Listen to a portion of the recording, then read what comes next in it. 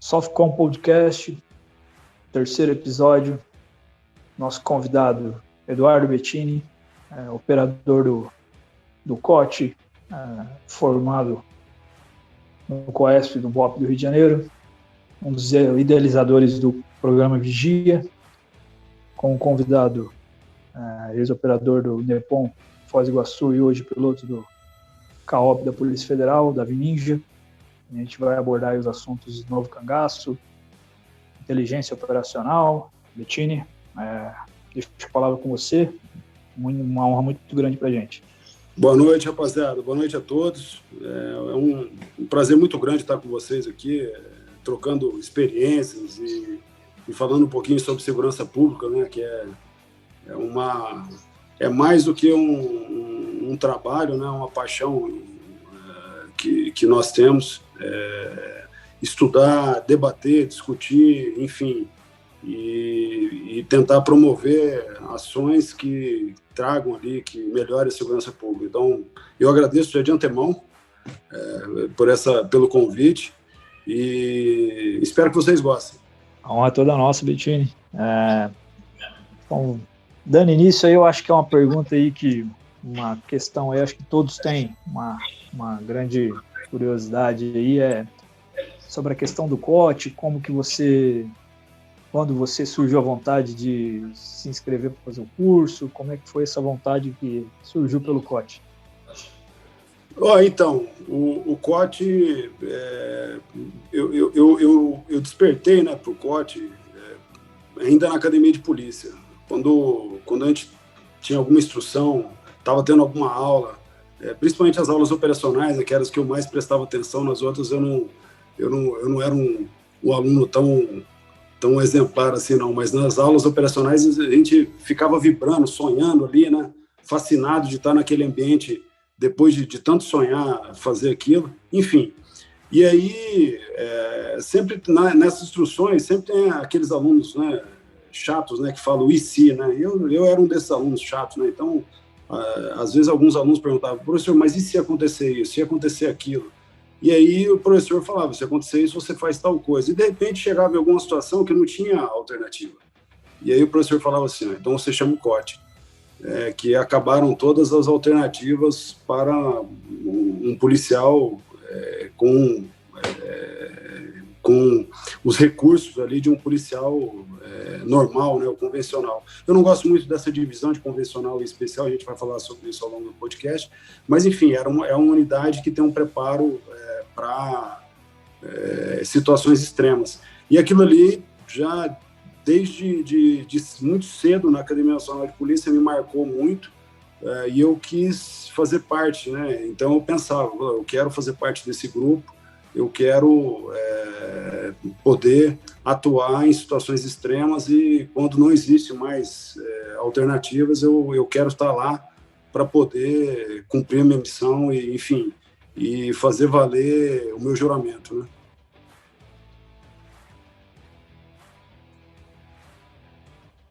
Muito padrão, Bettini. Essa vontade aí, eu acho que ela já, para quem não conhece ou algo do tipo, ela já nasce com o operador nato, né? Não é uma coisa que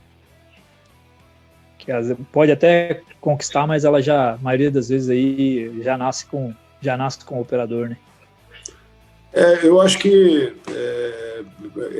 é mais ou menos o que a gente fala dos operações especiais, né? A gente fala que o curso, ele não cria uma operações especiais, ele só chancela alguém que já é operações especiais, já nasceu operações especiais, né?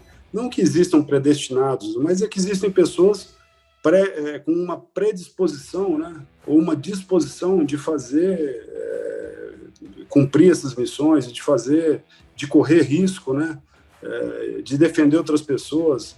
É uma vontade mesmo que eu acredito que várias pessoas tenham, né? E que quem tem isso vai se sentir, vai se conectar, né, com essa ideia, né, com isso que eu estou falando. E é algo que é inato, assim, desde muito jovem, apesar de ser agricultor, né, eu venho de uma família de agricultores, mas eu tinha comigo aquela vontade assim, muito grande de ser um policial E acho que isso aí foi me acompanhando. Só que eu não sabia da existência do COT, né? Eu venho do interior do Paraná, morei grande parte da minha infância em cidades muito pequenas, depois fui para cidades, uma cidade média, que é Maringá, mas há 20 anos atrás Maringá era também uma cidade, não era uma cidade muito, com muitos recursos, enfim. E nesses locais a gente não tinha não existia Polícia Federal, né? Então você tinha meio que não conseguia fazer ideia do que era um policial federal.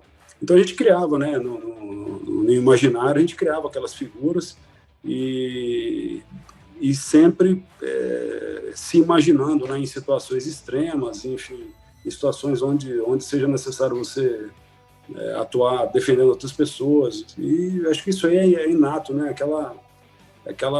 Aquele conceito de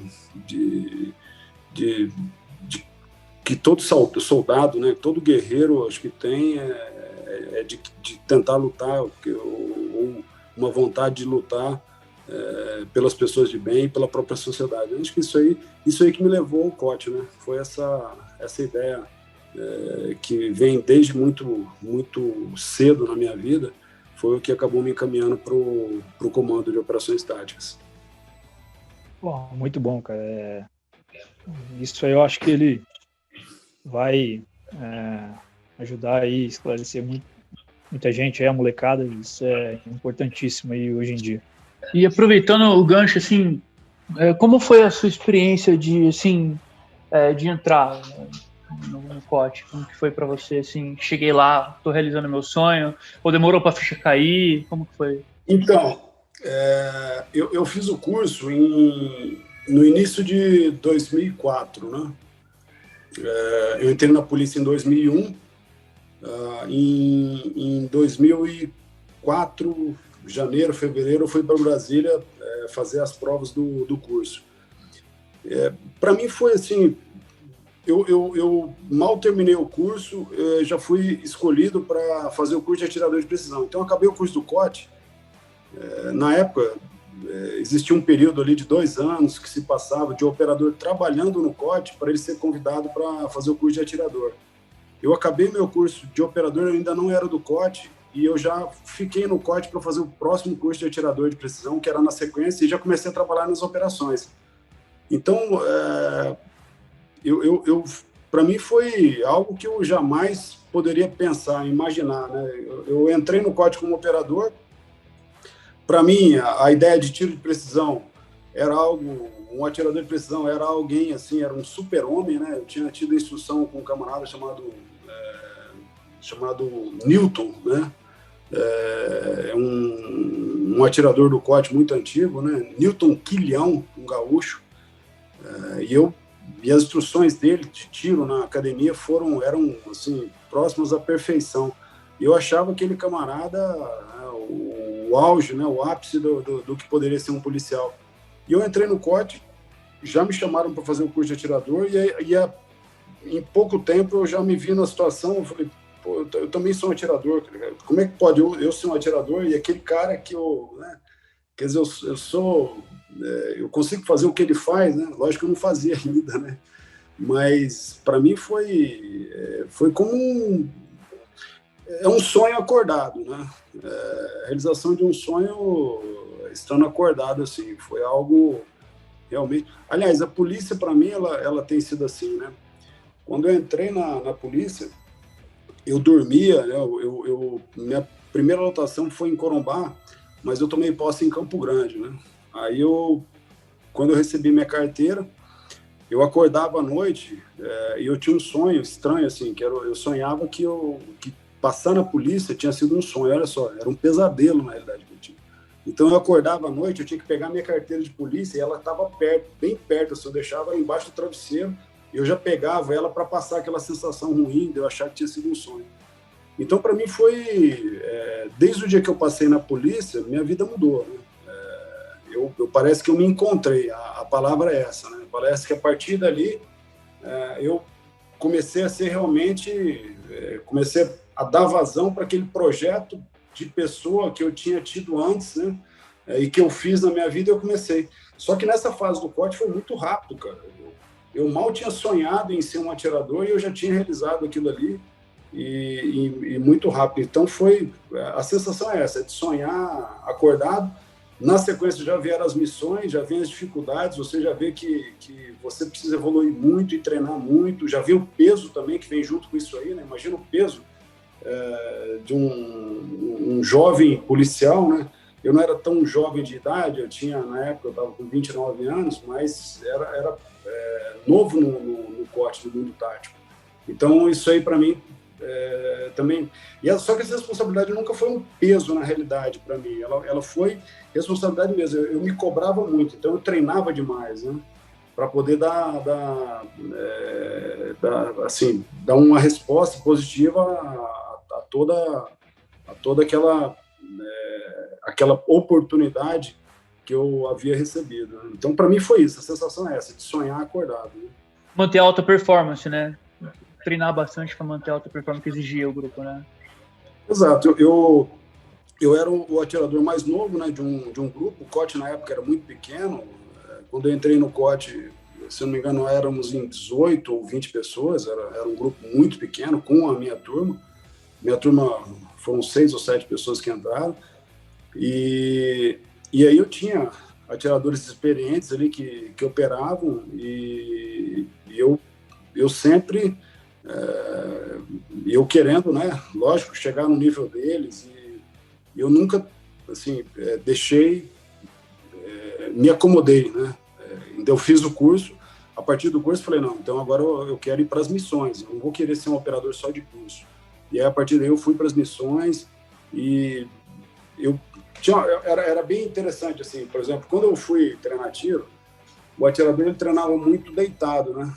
Então a gente treinava deitado, aí você ia lá 100 metros, aí fazia os tiros, aí ia 200 metros, ia 300 metros, e já na época, ainda muito jovem, um atirador muito jovem ainda, eu comecei eu queria me testar, né? Então eu fazia os tiros, eu não deixava o meu fuzil, eu levava o meu fuzil o tempo todo comigo, carregava ele o tempo inteiro, então o atirador ele costuma deixar o fuzil na posição, né? Fazer os tiros e lá obrear os alvos e fazer os cálculos do tiro dele novamente. Eu levava meu fuzil, geralmente o pessoal deixa os fuzis, e para andar mais leve, eu queria andar com meu fuzil, eu andava muito, fazia patrulhas, carregava meu fuzil, ia para Chapada Imperial, que tem lá em Brasília, que é um local muito interessante, com a serra, fazia caminhadas longas com o meu fuzil, com a minha mochila.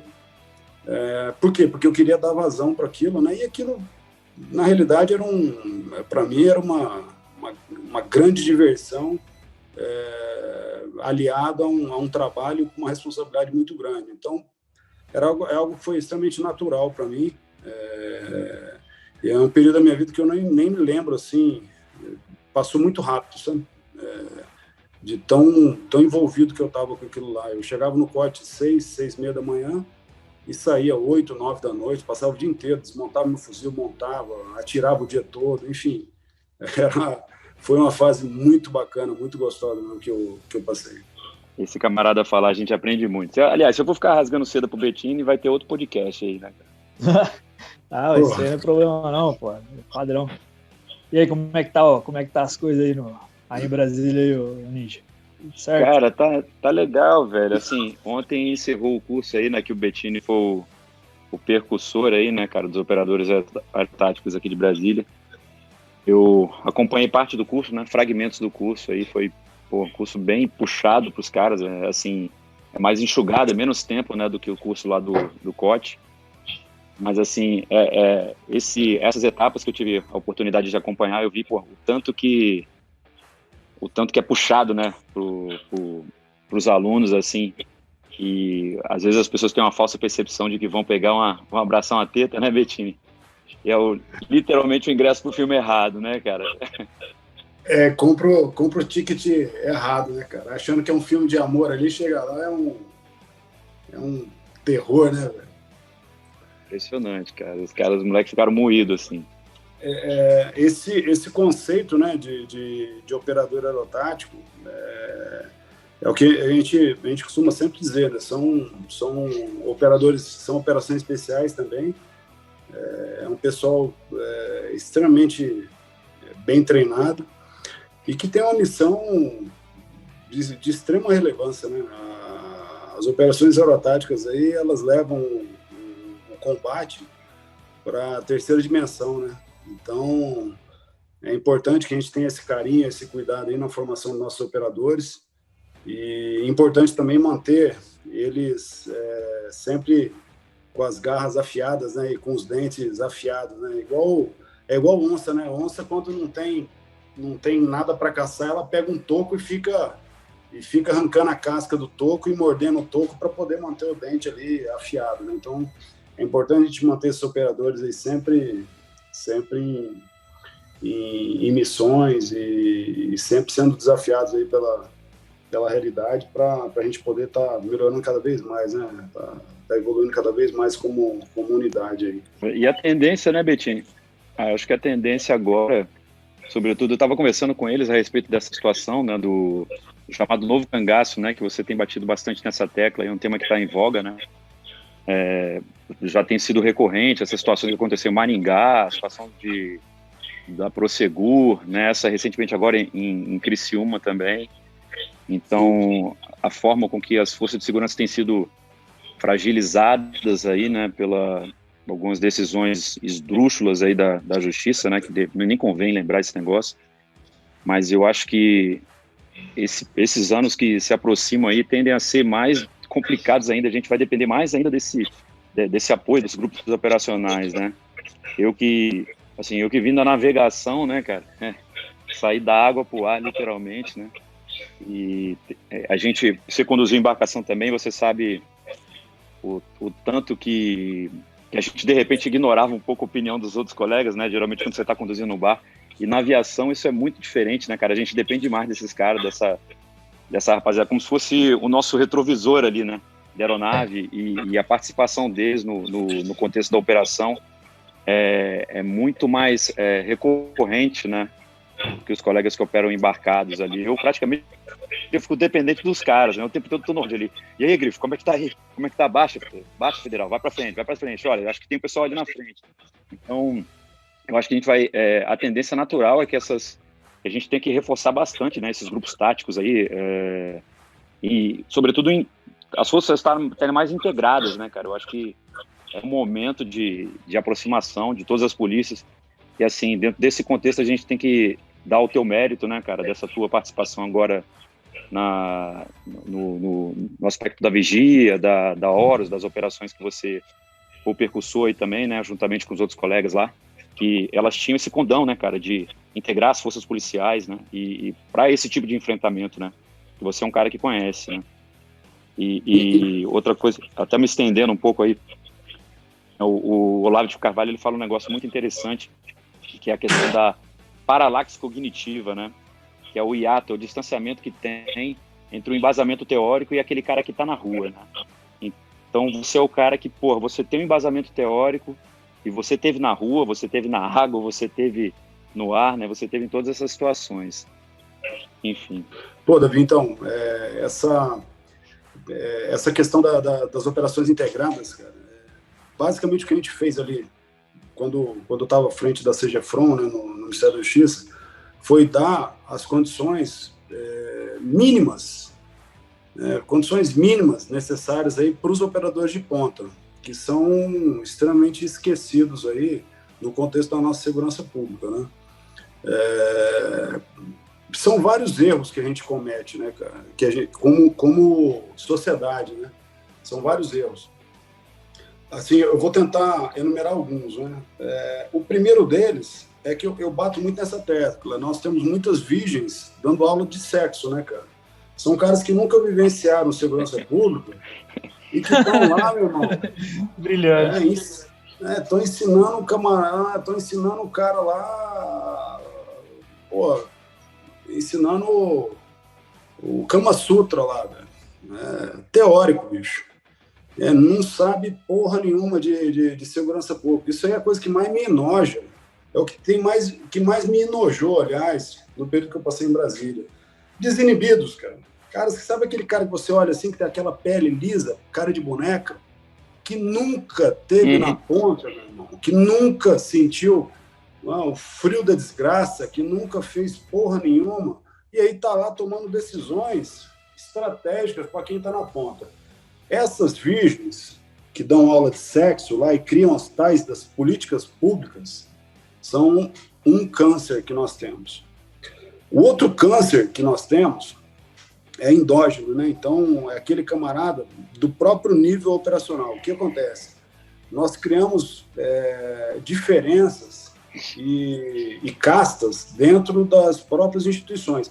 Como, por exemplo, eu tenho uma unidade de operações especiais longe, muitas vezes, do cenário operacional, onde eu preciso ter à disposição equipamentos, treinamento e armamentos, e acabo concentrando ou monopolizando esse tipo de equipamento nessas unidades distantes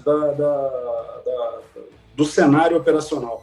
O Davi trabalhou em Foz do Iguaçu, sabe muito bem o que eu estou falando, conviveu ali com as necessidades, com as demandas operacionais, e que muitas vezes não chegam, por quê? Porque tudo é concentrado em unidades que estão distantes ali do cenário.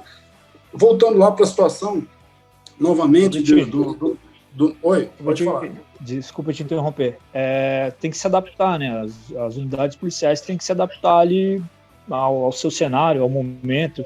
Eu te dou exemplo ali do pelotão de patrulhamento tático lá de Criciúma. Eu estava na cidade, como havia falado já antes.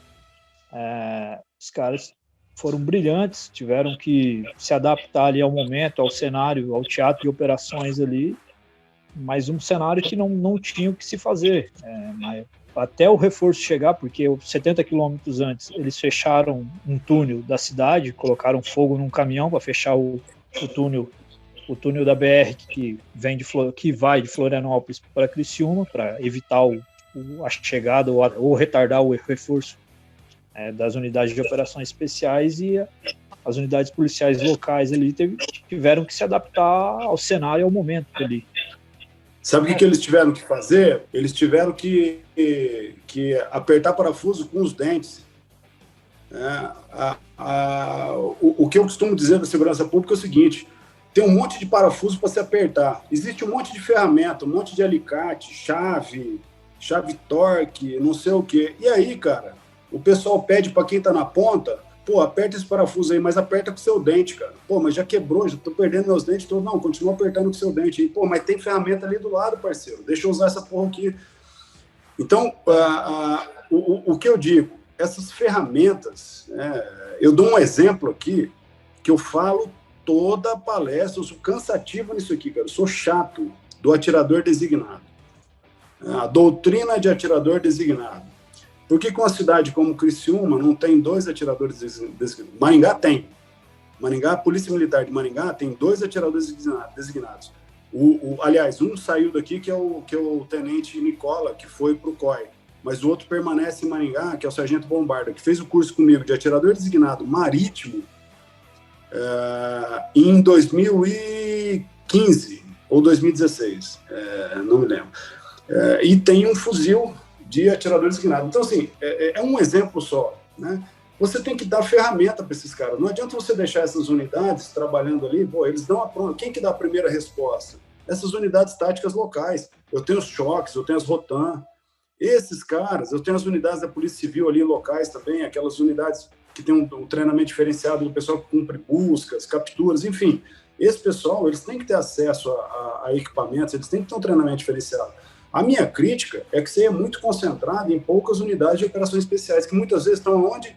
Na capital dos estados, que estão ali milhares de quilômetros distantes, muitas vezes, dos locais que são vítimas, né, que são passíveis ali das ocorrências do novo cangaço e outros tipos de crime, como crimes transfronteiriços, tráfico de drogas, enfim.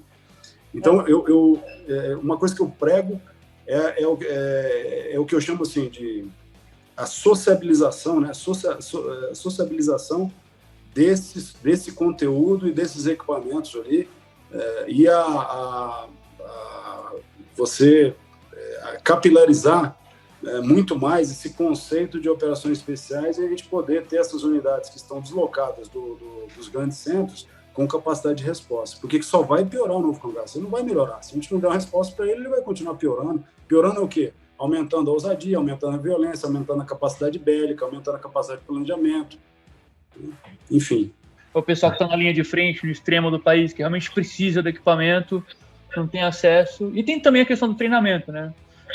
Tem muita unidade que é especializada que não tem necessariamente um treinamento de primeiro mundo, por assim dizer, né?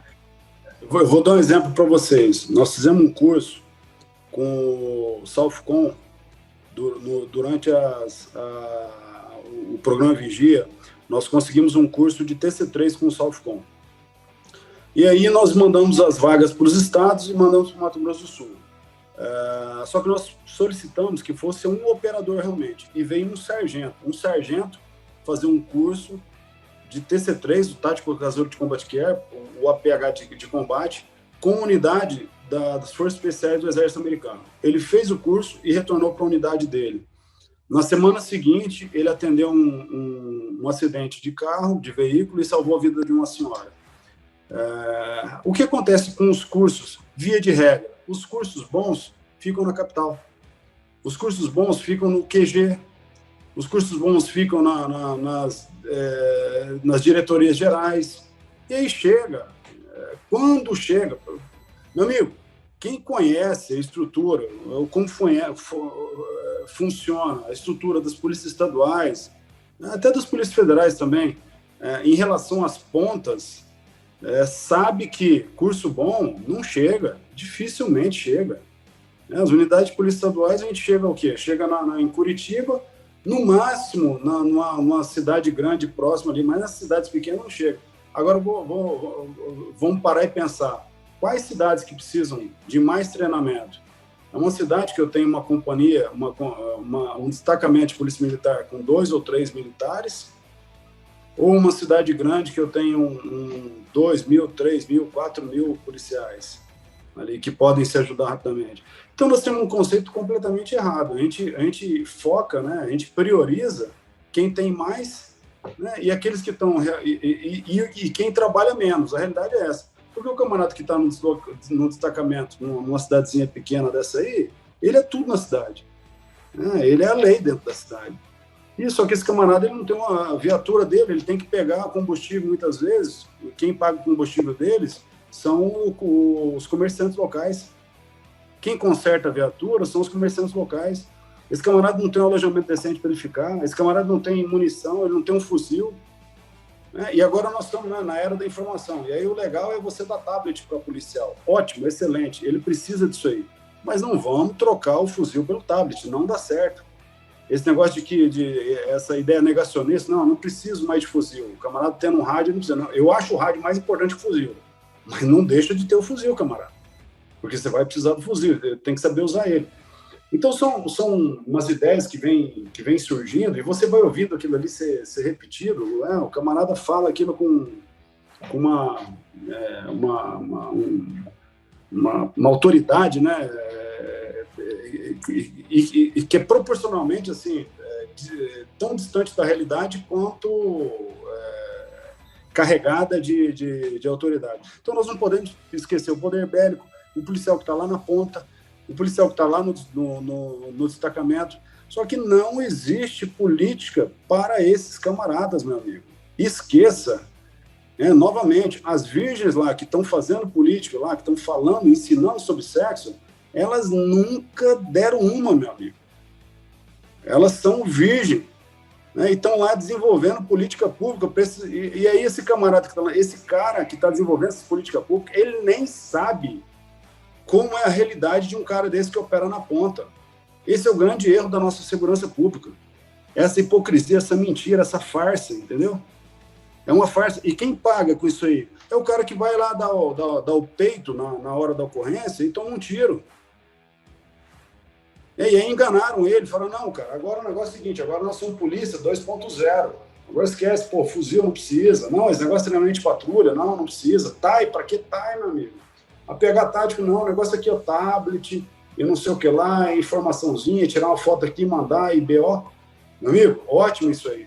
mas não esqueça da capacidade bélica. Tem uma outra questão aí que agora de uns 2 anos para cá veio mudando um pouco, é a questão do ego, né, cara, que existe nas unidades também. Isso aí é uma realidade. Tanto é que eu não vou citar qual unidade, estado, mas teve unidade que já descartou treinamento com um amigo que é ex-DevGru, do Team Six, de APH, por simples ego. E aí, graças a Deus, isso vem mudando aí, ó, nesses últimos 2 anos aí, mas ainda assim existe muito aquele ego de eu sei mais, a minha unidade é melhor, a minha unidade é isso, a minha unidade é aquilo. Eles não têm aquela mentalidade, tipo, de que essa questão que você falou do tablet, do rádio, do fuzil, ou até, por exemplo, vamos um pouco mais além, de colocar uma mira decente no fuzil, ou de, enfim, isso que são coisas, são multiplicadores de força, né? Eles não entendem isso, né? Eles acham que, vou substituir porque é mais fácil, sei lá. Eles entendem que, às vezes, um policial mais bem treinado, com um equipamento melhor, ele vai ter vantagem, né, sobre o bandido, enfim. Meu irmão, chega nos corredores dessas secretarias aí lá de Brasília e tenta explicar o que é um holográfico, cara. Qual que é a necessidade de uma mira holográfica? É muito bunda de pano, entendeu, cara? Que nem sabe para que serve uma holográfica. E esses caras que ditam as regras e as políticas de segurança pública, né? Infelizmente. Vivem no tapete e no ar-condicionado. Adoram tapete, fazem nada. Com certeza. Isso é uma realidade, inclusive, nas Forças Armadas, cara. Tem o pessoal que vive no gabinete, passa lá e fica a vida toda no gabinete. E quando você vai conversar com ele alguma coisa operacional, algo assim do gênero, o cara não sabe, só tudo no papel, mas não vive a prática e também não mexe em nada para ajudar. Não. Betinho, essa questão do povo, desse pessoal que vai para as secretarias de segurança pública, os legisladores e tal, é a mesma coisa que pegar um médico e colocar ele para construir um prédio. Não tem lógica, não tem como colocar alguém que não conhece a mesma coisa, pegar você, Betinho, e ir lá e mandar você fazer uma cirurgia. Você vai fazer. Se o paciente vai sobreviver ou não, é outra história. Exato, é o que eu falo, cara. Existem as ciências policiais, né? Hoje em dia, um ramo da ciência são as ciências policiais. Só que isso aí, cara, na hora de você trabalhar com segurança pública, parece que se esquece disso. E aí vira um achismo, cara, vira uma Babilônia, cara. Eu falo isso porque eu convivi, cara, com figuras, velho, que desenvolvem políticas públicas. O cara apresenta um plano nacional de segurança pública sem saber o que está falando, cara. E aí alguém chega assim e fala assim, desenvolva um plano para diminuir a violência. Aí o cara vai lá e desenvolve o Enfrente Brasil.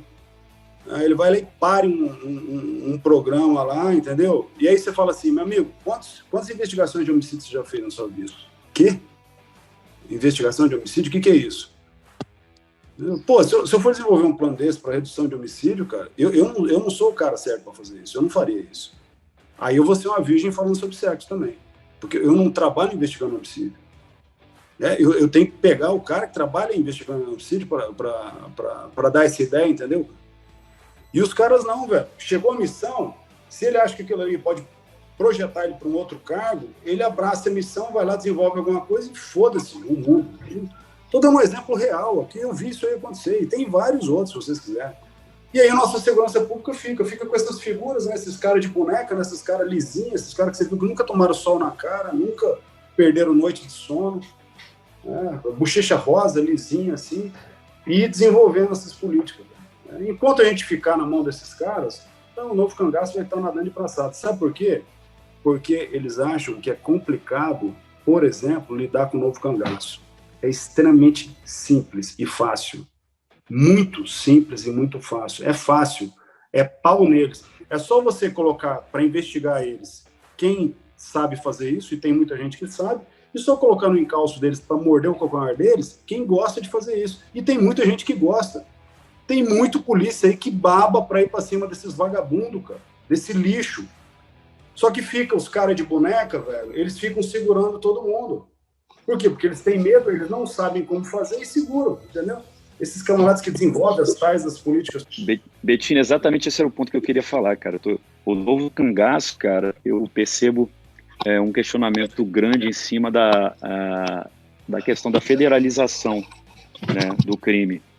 Por enquanto, esse crime ele é tratado como roubo comum, um roubo a uma agência bancária, por exemplo, uma cooperativa de crédito, alguma coisa assim, como acontecia lá no interior do Paraná, uma agência da Cicobi, da Sicredi, era assaltada com 30, 40 caras, né, é tratado como roubo comum. Então, isso aí não seja participação de órgão federal, isso aí tem que ser relegado à Polícia Estadual, porque você já tem a FEBRABAN, que dá apoio para os municípios nesse sentido. Aí, pô, você tem 60 criminosos entrando com AK-47, com ponto .30, com ponto .50, colocando a população no vidro do carro, de refém, dando fogo em ônibus, uma conduta absolutamente de terrorista, né? O terrorismo, que ele não é encarado dessa forma. Então, além de todos esses percalços aí que você colocou, ainda não é tratado pela lei, né? Como não é dada a dimensão devida, tá? Isso é uma opinião minha aqui, a questão do novo cangaço, para ensejar a participação de órgãos federais, dessa estrutura de inteligência melhorada que a gente tem, né? E você relega os estados, os municípios com efetivo pequeno, com a condição operacional, com a condição de equipamento absolutamente inferior. Os caras vêm preparados, né, bicho? Os caras vêm preparados para uma guerra, né? Você vê nesses municípios que a gente passa ali, cara, no sertão de Pernambuco, no sertão da Bahia, você chega lá, meu amigo, você vê uma agência do Banco do Brasil demolida. E do lado da agência está um batalhão da polícia ali que tem um soldado, 2 praças, né, um oficial, ali naqueles municípios, João Dourado, Irecê, aquela cidade que você vai passando. E quem tem que bancar isso aí é o seu Zac, é os colegas lá do BEP, esses guerreiros aí, né? Enfim, você percebe também essa ausência da participação dos órgãos federais, cara? Como é que você entende isso aí?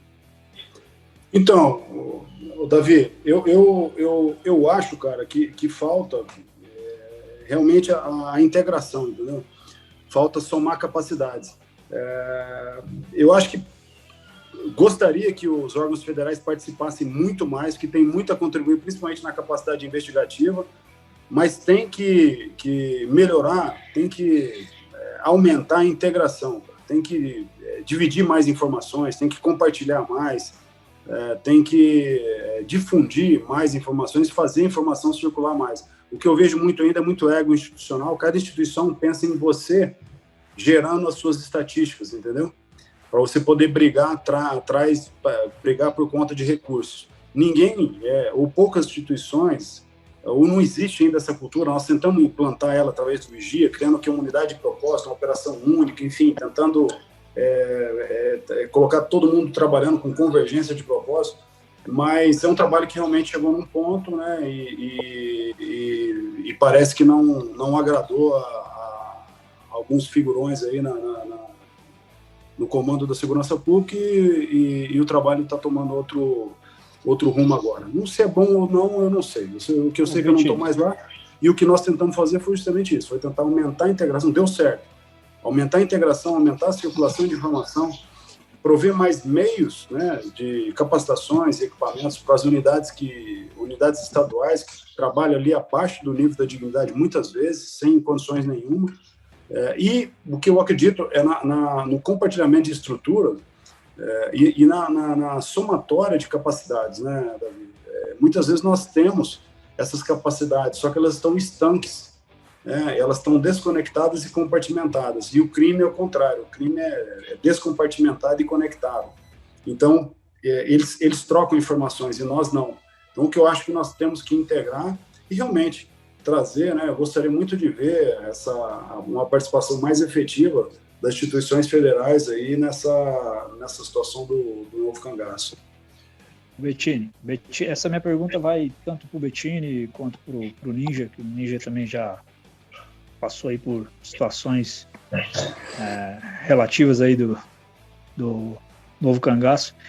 O que a gente vê, Bettini, hoje em dia é o seguinte, cara, que a inteligência, a contra-inteligência do crime, ela tem evoluído muito, porque a gente vê uma logística aí gigantesca dessas ações criminosas e a contra-inteligência do crime está sendo tão bem feita, bem empregada, que a logística de todo e o planejamento de um roubo desse tipo passa abaixo do radar da inteligência das instituições, né? Então, isso é complicado hoje em dia, né? Então, isso aí é para acender um alerta aí nas instituições policiais, nos legisladores e pessoal de segurança pública e etc. Então, existe aí uma questão, um paradoxo, né? Nós temos o trabalho de inteligência das polícias, tem muita capacidade, só que muitas vezes também ele é extremamente cerceado, né, nas suas capacidades. Eu trabalhei com inteligência como analista, né, de inteligência nos anos de 2002 e 2003, e agora eu me assusto com as limitações que a área de inteligência vem sofrendo ano a ano, e como a própria atividade policial ela vem sendo cerceada. Se você for pegar a lei de abuso de autoridade, a complicação que é você cumprir um mandado de busca e apreensão é um absurdo, cara. Você tem que tomar cuidados assim que beiram o absurdo, porque para você não cair ali na lei de abuso de autoridade. Então, quer dizer, colocaram as instituições policiais com as costas na parede. E aí não tem como você acompanhar com esse engessamento todo, né? É aquela espada de Damocles pendurado por uma crina de cavalo na cabeça do policial o tempo todo. Né? Você comete um erro, vem aquela espada cravando dentro do seu crânio. Né? Que é o quê? A possibilidade de sofrer uma condenação por abuso de autoridade, enfim, uma série de questões absurdas que hoje influenciam ali, sim, no trabalho policial. Porque o trabalho de inteligência, ele é todo estruturado de uma maneira jurídica, né? Então existem as fundamentações, o delegado faz ali a fundamentação dele para ele fazer as solicitações, os pedidos, e existe todo um trabalho de convencimento que é necessário se fazer, que deixa muitas vezes o trabalho policial muito engessado por conta em alguns casos, limitações impostas pelo próprio judiciário, principalmente aquelas correntes, né, garantistas, né, dentro do judiciário. Existem hoje grandes exceções, mas nós ainda temos aí uma série de decisões que elas vão diametralmente contra ali o interesse da própria sociedade, nesse sentido de favorecer, né, muitas vezes organizações criminosas, e favorecer o próprio crime, eu sendo bem sincero. E nós temos leis também, eu dou um exemplo aí da própria lei de abuso de autoridade, que foi sancionada ano passado, que trouxe ali sérias limitações ao trabalho policial. E aí fica difícil, porque quando a gente fala em inteligência, o trabalho de inteligência é o que eu falei, ele vem acompanhado de um trabalho jurídico, né? É isso que é a polícia judiciária.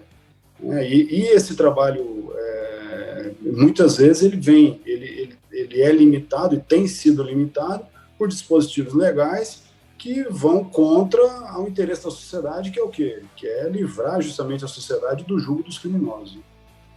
Fazendo o link que o Davi falou, e a questão de contra-inteligência aí, hoje em dia, a gente vê que todo mundo gosta de, você já até mencionou, de ser o avaliador das operações policiais, né? O virgem nunca sentou a bunda, nunca foi lá no blindado, nunca entrou na viatura e começa a falar da ação policial.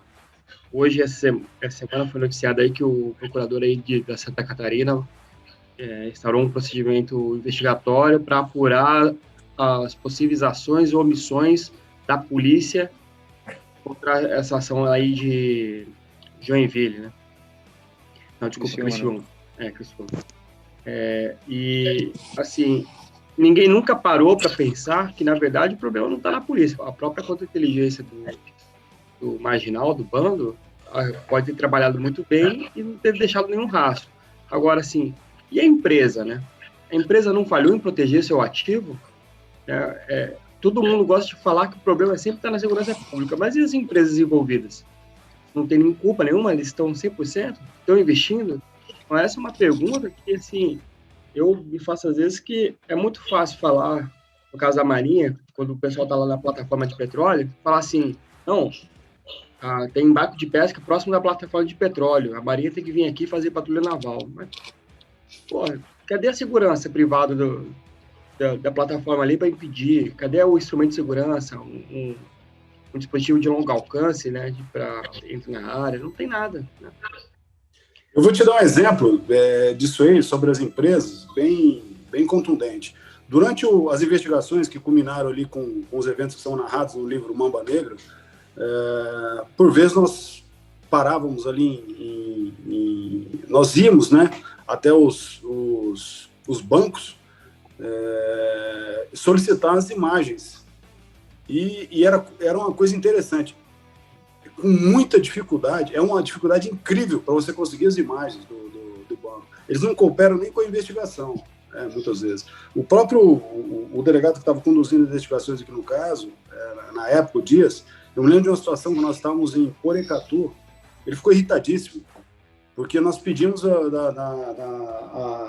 era uma autoridade policial que estava no local, solicitando as imagens de um crime que tinha acontecido, e o pessoal da agência dizendo que tinha que pedir para Curitiba, para não sei o quê, aquele assunto de que o camarada tira, né, sai da frente, tira o dele da reta, para falar um português bem chulo aqui, bem claro, e joga para os níveis hierárquicos assim. Quer dizer, não existe interesse. Aí nós perguntamos, meu amigo, foi assaltado, a sua agência bancária foi assaltada. Nós queremos a imagem para identificar os camaradas, para poder evitar que isso aconteça novamente. Vocês colocam esse grau de dificuldade para nós obtermos era uma solicitação de um delegado da Polícia Federal, mano. Não é o João das Couves ali solicitando aquelas imagens. Lógico que conseguimos as imagens, mas com muito aborrecimento e lógico que com só quando escalava-se ali o nível da conversa, né? Então, eu concordo contigo, as empresas, elas pecam muito na questão de segurança. Se você for pensar, um integrante desses de segurança bancária, certa vez ele me disse que as empresas não têm tanto interesse ou não veem a questão dos assaltos como grandes problemas, porque as fraudes, elas superam em mais de 90% as perdas dos bancos, né? Então, a questão dos assaltos não é algo tão representativo, existe a questão do seguro e tal. Eu acredito também que deveria, né, se exigir níveis de segurança das empresas compatíveis com o risco da atividade, né? Se eu lidar com dinheiro, lidar com o espécie, né, dinheiro em espécie, é algo realmente perigoso e seria interessante, né, se ter. Existe uma série de métodos, né, e nós vimos que funcionam. Aquelas agências que estão equipadas, por exemplo, com sistema de neblina, né, de fog, de criar aquela neblina, aqueles que pintam o dinheiro quando joga ali uma tinta qualquer que não sai do dinheiro depois e fica marcado aqui. Existem várias maneiras, mas o que existe, via de regra, realmente, concordo contigo, uma negligência, né, das empresas em relação a esse problema, que é um problema geral, porque o problema ele afeta a cidade inteira, afeta muitas pessoas, ele traz... O grande problema do Novo Cangaço é porque ele é virulento, né? Ele mostra realmente, no Novo Cangaço, o Estado, quem assiste aquelas imagens vê assim, o Estado acabou. Esses caras que estão aí nas imagens, eles estão mandando. Isso que nós não podemos deixar acontecer. Essa mensagem que nós não podemos deixar ser passada, né? Que o crime está levando a melhor, que os caras chegam na força bruta e levam. Nós não podemos deixar isso acontecer, porque a imagem disso aí é muito ruim, é péssimo. E isso só tende a escalar. O camarada vai, viu que deu certo, ele estimula outros, e o negócio vai acontecendo, vai aumentando numa proporção absurda. Então, nós temos que dar uma resposta realmente à altura e contundente, lógico, sistêmica, né, que tem que envolver uma série de instituições, tanto privadas quanto públicas. Inclusive, e essa questão do Novo Cangaço colocar a cara dessa forma, né? E até era uma das perguntas que a gente tinha separado, é a questão também da população endeusar, embelezar essa ação, né? Mas também não só a população, né? A mídia também. Exato, a mídia, acabou criando todo esse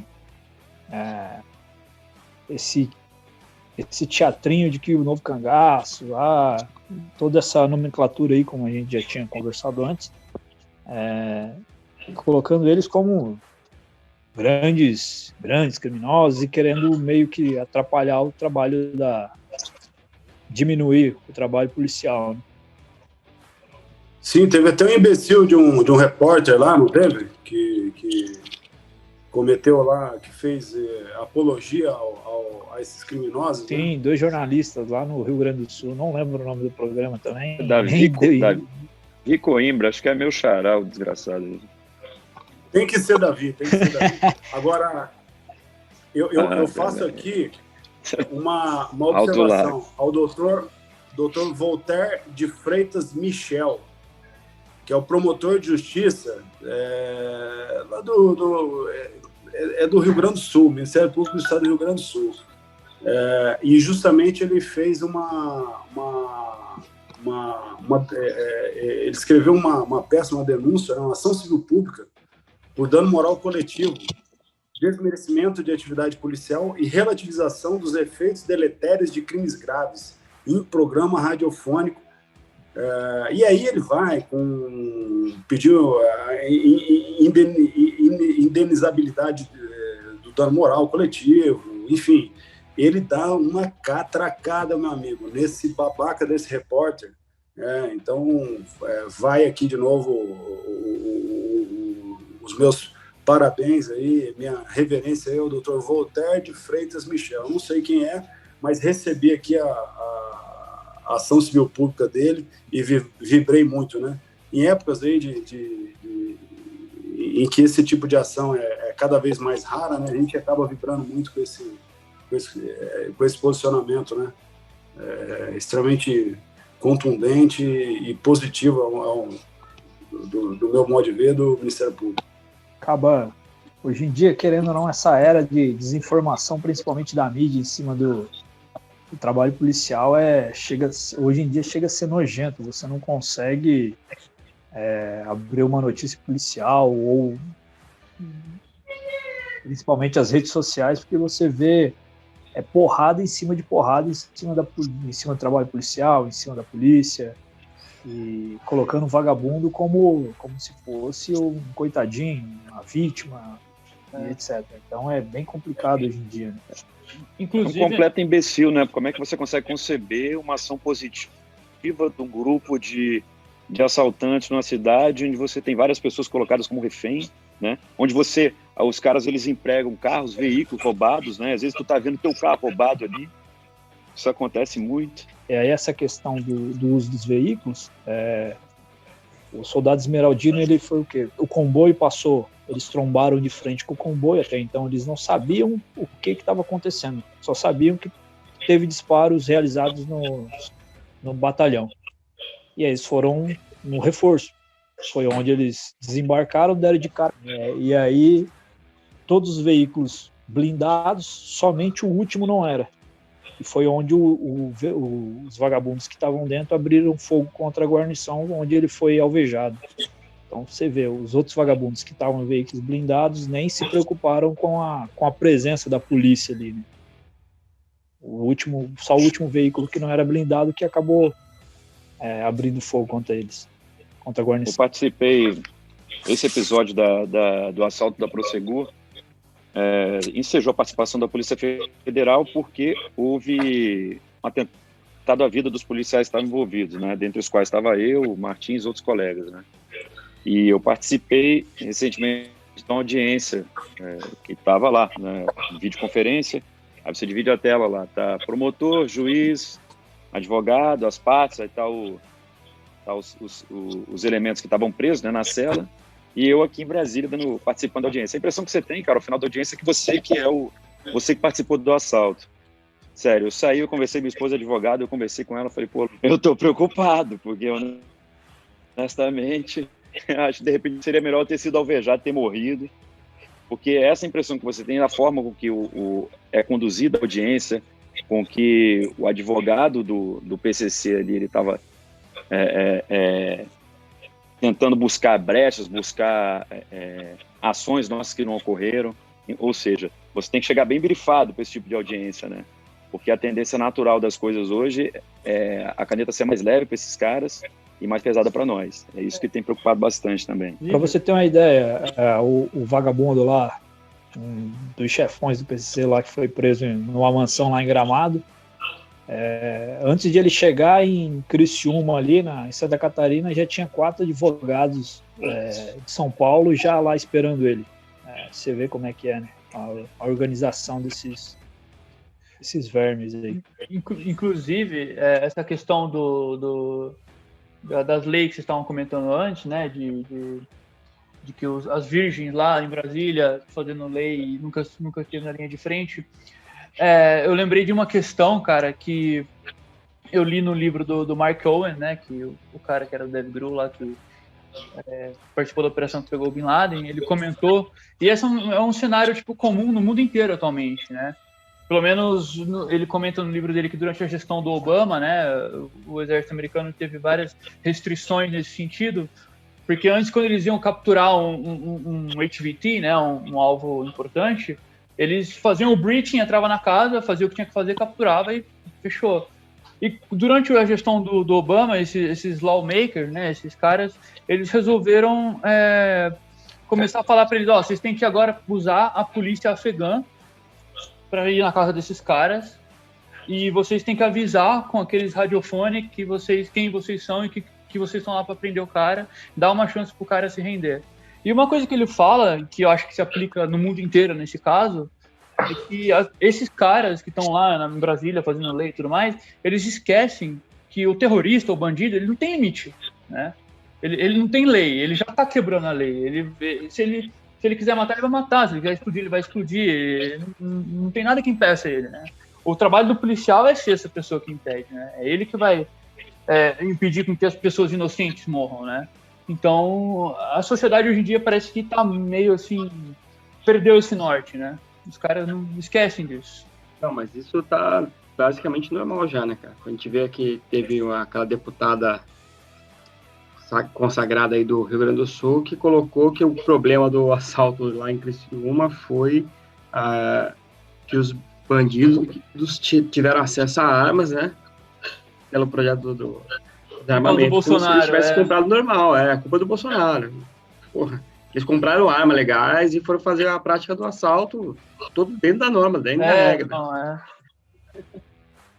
absurdo. Ô Bettini, uma outra questão aí que eu acho que seria bastante importante a gente estar dando entrar um pouco nesse assunto, eu digo, é a questão operacional hoje dos batalhões, das unidades. O que você acha sobre isso? Porque a gente sabe aí que tem muita piranha aí que trabalha pro crime organizado que a gente nem sonha, né? E tá no meio de polícia, tá no meio de político e etc. Você acha que esse tipo de... A segurança operacional em si dos batalhões e das unidades é algo muito importante que tem que ser revista? A segurança, na realidade, é um processo, né? Você nunca sai, você nunca está seguro, né? verdade, você sempre está trabalhando para dentro daquele conceito de você buscar sempre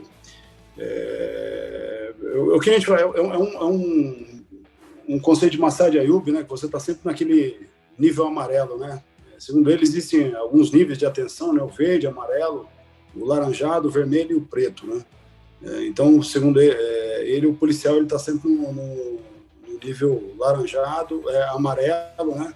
Que é o nível de atenção, e existem, né, o que nós chamamos ali de hábitos saudáveis para um profissional de segurança pública, que muitas pessoas chamam de paranoia, né? Mas é que são esses hábitos justamente que mantêm os policiais vivos, né? Em relação aos batalhões, existem as P2, né, que trabalham a questão da inteligência, mas cada vez mais nós percebemos aí que existe essa tendência dos criminosos, né, tanto de organizações criminosas como o PCC, que tem ali a chamada restrita, né, que o pessoal que trabalha fazendo levantamento, e, enfim, trabalha como se fosse uma unidade de inteligência do crime, quanto outras organizações criminosas, eles têm focado em ações ali de busca, né, por inteligência, né, busca por dados, né, por informações. Então, eu acho extremamente salutar, né, uma cultura, né, uma cultura organizacional que priorize, né, e que valorize a questão da segurança, né, a segurança corporativa, no caso, né. Eu não sei se eu respondi a sua pergunta, mas eu acho realmente muito importante. Se a gente for observar nessas ações, né, voltando ali a questão de Criciúma, você percebe, né, que os criminosos, eles estudaram as capacidades ali dos batalhões, das unidades de polícia militar, polícia civil. Então, realmente é uma preocupação que nós temos ali, que acender a luz vermelha, né, e manter ela no nível, principalmente depois desses eventos. Aliás, faz um bom tempo já que eles vêm fazendo isso, né, que eles estudam as forças, né, estudam as capacidades e dimensionam ali a força atacante de acordo com essas capacidades ali das instituições. Sim, ali no caso de Criciúma ali, tanto é que eles estudaram tão bem que eles sabiam de onde viria o reforço especializado, tanto é que fecharam a rodovia lá em Tubarão e etc. Estudaram com certeza o efetivo policial, tanto do batalhão quanto de serviço do dia, sabiam que à noite não teria helicópteros para poder fazer algum tipo de busca, etc. E isso mostra que o crime cada vez mais ele tem usado a inteligência. E aí eu aproveito aí o espaço agora. Teve claro, dias depois do ocorrido lá em Criciúma, um jornal da cidade, que é dito policial, de matérias policiais, e faz uma matéria falando sobre todo o efetivo policial da cidade, tanto dos batalhões, de serviço, etc. Tanto é que um comandante do CPT não gostou muito disso, porque é uma informação muito sensível para estar assim sendo divulgada aos quatro ventos. Então, aí entra também essa questão aí, ó. Por isso que eu entrei nessa questão de segurança operacional, porque é algo muito importante que deveria ser mantido com total sigilo numa informação tão sensível, né? Sim, com certeza. Agora, uma cidade um pouco maior como Criciúma, isso ainda tem como se fazer. Agora, a maioria das cidades onde acontece o novo cangaço é praticamente impossível, né? Porque em muitas delas existem ali um destacamento com 2 policiais e é público e notório ali a a ineficiência do Estado ali para lidar com situações com a segurança pública, né? A própria falência do Estado em gerir a segurança pública nessas cidades. E como que você acha assim, que os policiais poderiam lidar isso melhor? Então, cara, na realidade, os policiais, eles são, nesse sistema, eles são não a grande vítima, porque a grande vítima é aquele camarada que está ali de escudo humano sob a mira do fuzil, né, desses vagabundos. Mas ele é uma das vítimas, né, desse contexto, né, caótico, né, que nós vivemos. Então, o policial, o que ele pode fazer é tentar se manter treinado, se manter atento, mas as instituições têm que fazer, né? Nós temos que ter... O policial, por mais que ele queira se manter treinado, como é que ele vai se manter treinado se ele trabalha 24 horas e não é disponibilizado treinamento para ele? Fica num plantão de, 24/72, ou que seja um plantão mais leve, não tem munição para fazer treinamento, não tem equipamento, não tem uma arma longa, não tem uma mira holográfica, não tem um óculos de visão noturna.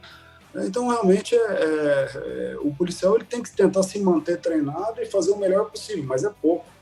O que eu bato é o seguinte: o problema não o problema é institucional. Por quê? Porque as instituições elas têm que promover prover esses equipamentos. Quando nós criamos o programa Vigia é tão básico que chega a dar vergonha de eu falar sobre o programa Vigia. Ele é extremamente básico, não deveria estar se falando hoje em dia em algo tão básico assim. A gente deveria ter evoluído. Mas o programa Vigia são equipamentos, treinamentos e ações de capacitação. Ações de capacitação e o custeio de uma operação.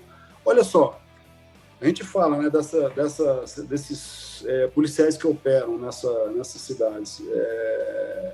Esses policiais, quando eles se deslocam da sua sede, eles fazem jus a receber diária. Então, eu vou te dar um exemplo. Nós temos aqui a Companhia de Policiamento de Loanda. O camarada, ele trabalha em Loanda, ele tem um rancho ali, ele é arranchado, ele está trabalhando na sede dele, então ele sai do batalhão, ele vai almoçar na casa dele, volta. E aí, quando ele sai da sede dele, ele faz jus a ganhar uma diária. Por quê? Porque ele vai ter que pagar um hotel e não vai dormir, né? Ou ele nem vai cochilar. Ele vai ter que comer num restaurante, e aí você pega um camarada que ganha R$3.500 e coloca ele para comer num restaurante, sai da casa dele, a esposa dele fazendo comida lá em casa. Ele tem 3 filhos e esposa e ganha R$3.500 por mês. Então faz diferença você pegar esse camarada e colocar ele numa outra cidade sem dar diária para ele, né? E ele faz jus a ganhar diária. Então, o básico não é dado para os nossos policiais. Ele saiu da sede dele, ele tem que ganhar diária, ele tem que ter condições dignas ali de se manter manter as suas necessidades básicas ali. Isso é um exemplo muito pequeno, mas que não é feito, né? E aí você pode ir ampliando. Aí vamos falar de equipamento. Que equipamento o policial tem? Quando tem viatura, colete, e aí o camarada não tem... E assim, tudo de qualidade, né, geralmente de qualidade baixa. E aí ele não tem um optrônico, ele não tem uma mira holográfica, ele não tem um NVG para operar à noite, viatura. Agora nós temos, né, a Polícia Rodoviária Federal e a Polícia Federal com viatura semi-blindada, mas polícias estaduais eu desconheço uma viatura que tenha. Eu fiquei sabendo que São Paulo ia receber algumas coisas. Isso, então tá aí a correção, os parabéns aí para São Paulo. Mas nós temos ali uma série de equipamentos, por exemplo, comunicação, a parte de comunicações é extremamente precário. Existem áreas inteiras em que os policiais trabalham e não conseguem se comunicar. Pega um policial do Mato Grosso do Sul. É extremamente difícil fazer a comunicação. São áreas da Amazônia, embarcações, né, armamento que esse pessoal opera.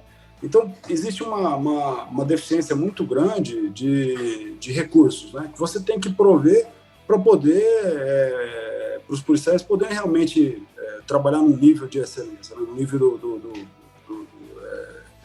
do ótimo, né, para poder fazer frente a esse tipo de criminosos. O que acontece muitas vezes é que você exigir do policial que ele pague um curso do bolso dele, ou que ele tenha pressão, você tem que ter preparo, você tem que fazer curso. Como é que eu vou fazer? Eu vou pagar?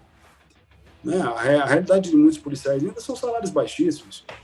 Né? A gente conviveu aí no Brasil inteiro com policiais, são condições, realmente o camarada tem que fazer bico para poder se manter, a realidade é essa.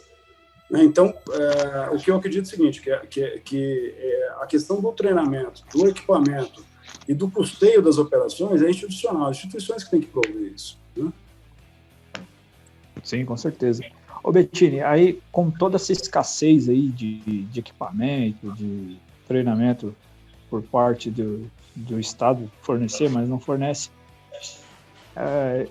uma pergunta eu acho que seria válida aí para todos aí.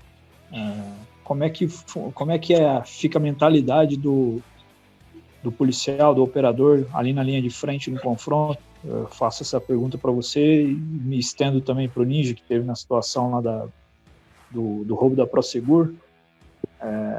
Como é que fica a mentalidade diante de um cenário desse e pós um cenário desse? Na realidade, eu tenho a sorte, né, de conseguir treinar, de conseguir manter um treinamento com a minha equipe, de ter condições ali, mesmo que não sejam as ideais. Quem leu Mamba Negra viu, né, que as condições são muito aquém das ideais, mas são muito além do que a maioria dos policiais consegue ter. Nós conseguimos nós percebemos que mesmo com esse mínimo que nós temos, o resultado é extremamente positivo. Então, com muito pouco que nós temos, e novamente, quem leu Mamba Negra e quem assistiu as imagens, quem vê as imagens, vai ver que as nossas condições ainda são muito aquém de um nível, até de um nível, nem vou falar de ideal, né, Davi? Vou falar do nível mínimo, né? É aquém do mínimo. Mesmo assim, o nosso rendimento, o rendimento do policial brasileiro é muito acima do que é oferecido para ele. Então, o que eu estou querendo dizer? Que a melhoria é exponencial. Com um pouco que eu invista no meu policial, o policial brasileiro ele é tão motivado, ele é tão vocacionado para a atividade policial, que com o mínimo de investimento, ele produz absurdamente bem. Isso é um pouco do brasileiro, né? Essa adaptação, improvisação e superação é do brasileiro. Né? O brasileiro, não adianta, o brasileiro tem isso aí. E nós conseguimos, como policiais, de um modo geral, no Brasil, conseguimos resultados excelentes trabalhando em condições mínimas. Mas nós precisamos dar para os policiais essas condições mínimas. E as condições mínimas não tem que ser para um grupo ou para outro grupo, tem que ser todos os policiais têm que ter essas condições mínimas. A grande questão que nós colocamos é essa. Né? E nós não podemos trabalhar, nós precisamos trazer para o mínimo de condições operacionais todos os policiais. Não podemos ficar trabalhando com um grupo ou outro grupo tendo condições excelentes, né? E o restante ali com condições subhumanas para trabalhar. Então, a observação que eu faço é essa. Com um pouco de investimento certo, investimento correto, investimento no que tem que ser feito, o investimento e valorização de quem precisa ser valorizado, os nossos policiais conseguem responder de uma maneira extremamente positiva. Eu digo isso, porque meu batalhão foi criado para fazer frente a esse novo cangaço. E 80% do equipamento é comprado pelo próprio policial. A gente não recebe esse equipamento para fazer frente. Então a gente já sai atrás nesse quesito, né? Exatamente. Eu venho a pergunta voltando à contra-inteligência. É sabido que hoje o crime organizado vem procurando cada vez mais na parte de inteligência. E um assalto como esse são meses de preparação. Vocês acreditam que a Secretaria de Segurança Pública tem falhado nessa contra-inteligência? Então, na realidade, eu não gosto de apontar o dedo, né? Eu digo assim, como segurança pública nós falhamos, né? Porque eu tô incluso aí nesse universo, né, da segurança pública. Eu acho que nós estamos falhando. Os próprios números da segurança pública mostram, nós estamos falhando. Isso é um fato. Eu não sei se, nesse caso, eles ou se alguém comeu rolo, mas isso é algo, senhores, que está previsto. Vou pegar um livro, é que não tem vídeo. Eu peguei aqui na minha estante um livro que foi a base para o Vigia. Eu estou com ele na mão aqui. É o Time de Times, do Stanley McChrystal. Esse tipo de coisa aconteceu nos Estados Unidos em 2001. Eles perceberam que os eventos que aconteceram em 11 de setembro de 2001 só aconteceram porque eles não se comunicavam, porque eles não cooperavam. Então, nós temos hoje bancos de dados que não se comunicam. Nós temos, para vocês terem uma ideia, vamos falar aqui o português correto. Eu tenho, por exemplo, uma ferramenta como determinada instituição possui uma ferramenta de alerta de veículos e de identificação de placas. As demais instituições não conseguem aquela ferramenta. Você não consegue fazer uma pesquisa, você não consegue dar prejuízo para vagabundo, você não consegue pegar vagabundo. Uma instituição não ajuda a outra. É um absurdo. Isso é algo que eu não consigo entender. Isso eu estou dando um exemplo. Existem vários outros exemplos, né? Existem em várias instituições. Então, nós estamos pecando. Os americanos aprenderam a cooperar, a integrar, a partir dos eventos de 11 de setembro de 2001, que eles perceberam que eles não teriam perdido milhares de vidas se eles tivessem trocado informações. E no Brasil, não. Nós não trocamos informações ainda, nós permanecemos ainda compartimentados e desconexos, e nós trabalhamos ainda de uma maneira completamente isolada, sendo que nossos policiais, né, em muitos casos, na maioria dos casos, recebem equipamentos insuficientes, com um nível de tecnologia embarcada ou agregada baixíssimo. Nós não entramos ainda as capacidades operacionais que nós fornecemos para os nossos policiais são risíveis, são brincadeiras. Muitos grupos de airsoft possuem mais capacidade operacional que unidades policiais nossas, né? O camarada tem ali, mesmo que seja uma mira holográfica, mas ele tem, o policial ele nem sabe o que é aquilo ali. Então nós temos que em algum momento, nós temos que parar e começar a falar a verdade. Nós não estamos integrando, nós temos egos institucionais, nós temos instituições que querem simplesmente números para a sua estatística, elas não querem a melhoria de segurança pública. Nós temos os policiais abandonados, nós temos algumas poucas unidades também que prestam desserviço, que elas querem tudo para elas, e aí acabam não dividindo nada, nem conhecimento de vida, que é um absurdo. É um parto para uma instituição, uma unidade dessa, poder fazer um treinamento, uma instrução. Eu acho um absurdo. Então, nós temos que parar, que sermos sinceros e olharmos para a nossa segurança. O que nós estamos fazendo na segurança pública? E que segurança pública nós vamos entregar para as próximas gerações. Eu tenho 2 aqui brincando em casa. Eu fico pensando, que lixo, que merda de segurança pública que eu vou deixar para os meus filhos. Eu acho que você tocou num assunto aí muito importante, da falta de investimento nessa estrutura aí. No programa Vigia, pelo que eu vi, você adotou aí metodologias simples que poderiam ser replicadas para todo mundo, evitando, assim, custos, né? Aí você cita no livro, ali no Aba Negra, né, a questão do C4 Star, né? E, assim, isso é uma parte... Vou fazer 2 perguntas, né? A primeira pergunta é sobre comando e controle. A gente até aqui no Brasil mal tem comando e controle. É difícil ter só o C2, né, que já é uma situação bem básica. E o C4 Star é um negócio altíssimo nível. O que você enxerga desse emprego, desse conceito aqui no nosso país, no âmbito policial? E se a gente está adotando esse processo ou é um negócio de longuíssimo prazo? Putz, Ninja cara, também pode meter o bedelho aí, Ninja. Cara, eu vou te falar do programa Vigia. O C4 Star, né? Quando nós falamos de capacidades operacionais, assim, vem à mente o C4 Star, né? Comunicações, comando, controle, computadores, inteligência, observação, reconhecimento e aquisição de alvos. É só isso que eu quero que minhas equipes tenham. Quando eu falo que eu quero que o policial de ponta ele tenha capacidade operacional, eu estou falando só isso. Eu falo assim, eu quero que esse cara, eu quero que o polícia que faz Cosmo e Damião aqui, na frente da minha casa, que ele tenha capacidade, ele tenha computadores, comunicações, comando, controle, inteligência, observação, reconhecimento e aquisição de alvos. Quando eu digo inteligência, capacidade de inteligência, de gerar e de receber inteligência. Como é que nós fizemos isso no âmbito do Vigia? Simples. Nós escolhemos, por exemplo, não escolhemos, nós adotamos um sistema de comunicações, comando e controle que já existe, que é o CISFRON do Exército Brasileiro, que é o sistema PCO-25, que é o mesmo que São Paulo utiliza. Se eu não me engano, São Paulo utiliza 174 MHz e o do Exército Brasileiro em 800 MHz. Desculpe. No Paraná é a mesma coisa. Só que nós expandimos o CISFRON, fornecendo rádios dual band para instituições de segurança pública.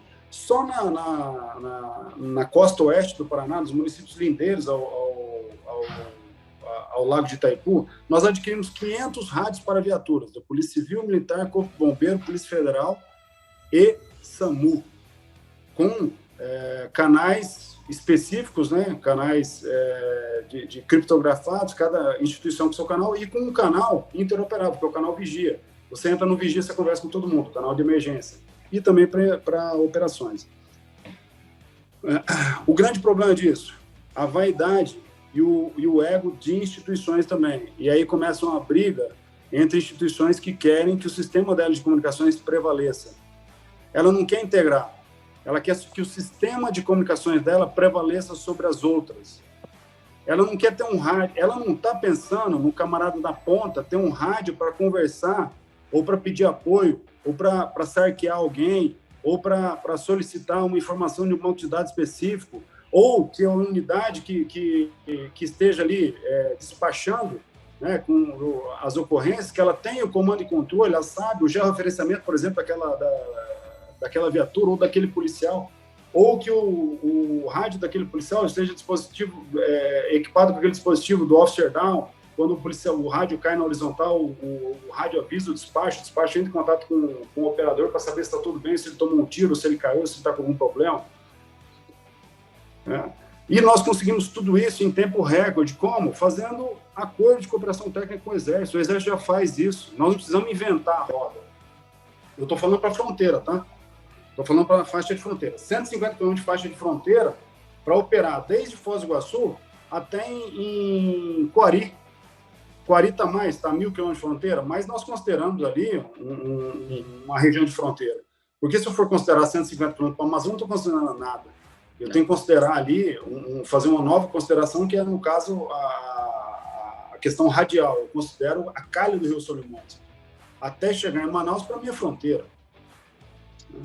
Então, nós temos essas capacidades prontas já. Nós temos o processo nós sugerimos, e parece que conseguimos lá, tem no Ministério da Justiça, tem um pessoal muito bom, tem o Davi, que é um dos coordenadores da parte de orçamento e finança, e nós sugerimos, ele gostou dessa ideia de fazer uma prateleira eletrônica, fazer compras, eu criar atas de registro de preço para todo o Brasil e deixar lá pronta, porque os estados têm uma dificuldade muito grande em adquirir esses equipamentos. Então, por exemplo, muitas vezes você tem até uma possibilidade de conseguir recursos para comprar um eletrônico, mas o estado não consegue fazer aquela aquisição dentro de um ano, dentro de um ano fiscal. Nós temos a possibilidade, hoje em dia, você tem cada deputado com aproximadamente 12 milhões em emendas. Metade disso aí deixa para a saúde. Você tem o restante disso aí, ele pode empregar em vários outros setores. Um deles é a segurança pública. Nós temos, por exemplo, um deputado, Luiz Felipe de Orleans Bragança, deputado de São Paulo. Sem o conhecer, nunca conheci, nunca conversei, só li o livro dele, por coincidência. Me liga lá na minha sala, a secretária dele dizendo que ele queria investir no Vigia. Eu falei, quanto que ele quer investir? Ele tem 1,4 milhão. O que eu fiz na hora? Contato com o Exército Brasileiro, Secongex, tinha uma aquisição de optrônicos, de óxido de visão noturna em Washington, repassamos a emenda parlamentar desse deputado e fizemos uma aquisição em Washington. O Exército Brasileiro fez a aquisição. Não fiz nada, não fizemos nada lá. Simplesmente repassamos dinheiro via TED, Termo de Execução Descentralizada. Esse equipamento vai chegar. São 70 óxidos noturnos que vão chegar agora em maio e vão ser distribuídos pelo programa Vigia. Nós adquirimos com o Exército Brasileiro, com a emenda parlamentar do Luiz Felipe de Orellana Bragança. Até uma questão interessante, que eu perguntei para a secretária dele, mas aonde que o deputado, em que estado que ele quer investir? E ela me respondeu assim, ela falou assim, ele quer investir no Brasil. Então, onde o programa precisar colocar esses optrônicos, ele pode colocar. Enfim, nós temos a possibilidade de utilizar essas emendas parlamentares, de trazer esses deputados, esses políticos, para empregarem o recurso, né, de uma maneira sistêmica, dentro de um programa, dentro de algo, né, mais consistente. Por exemplo, utilizando ali essas capacidades operacionais, o C4 Star. E muitas vezes o que nós temos são ações isoladas, não integradas, em que cada um compra ali o que quer, geralmente, no final das contas, compra viatura, colete e algum tipo de armamento, mas nada se conecta, nada conecta isso tudo. E em um mundo, né, na era da informação, onde tudo é conectado, né, isso é um erro crasso, um erro grave, né, e que nós tentamos corrigir. E eu falo para os senhores, eu acabo falando muito, porque eu fico extremamente perplexo em como é simples fazer essas coisas. É extremamente simples. O camarada que me falar que segurança pública é difícil é um mentiroso. Segurança pública é fácil fazer. Nós temos excelentes profissionais, nós temos uma doutrina já toda escrita, toda compilada. O que nós não temos muitas vezes são gestores que querem fazer o que é certo ou que sabem fazer o que é certo. Por isso que ela não funciona. Porque segurança pública é fácil. Eu repito isso o tempo todo. Segurança pública é fácil. É só você ir nas delegacias de polícia, Polícia Civil, Polícia Federal, e ver o policial que trabalha na ponta.